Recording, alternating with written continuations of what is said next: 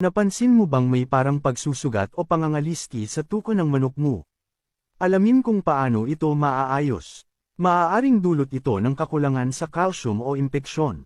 Bigyan ng durog na shell o limestone sa pagkain para mapalakas at mapanatiling matibay ang tuka ng manok. Linisin ang tuka gamit ang maligamgam na tubig at sterile gauze para maalis ang dumi at bakterya na maaaring magdulot ng impeksyon. Siguraduhing malinis at tuyo ang lugar ng pagkain at inuman ng manok para maiwasan ang pagkalat ng bakterya. Pakainin ng balanseng diet na mayaman sa bitamina A at D tulad ng leafy greens at fortified feeds para mapalakas ang immune system ng manok. Kung patuloy pa rin ang pagsusugat o pangangaliskis ng tuka kahit na naibigay na ang tamang nutrisyon at pangangalaga, kumonsulta sa eksperto para sa tamang lunas. Bigyan ng tamang nutrisyon at malinis na kapaligiran ang mga manok mo para mapanatiling malakas at malusog ang kanilang tuka.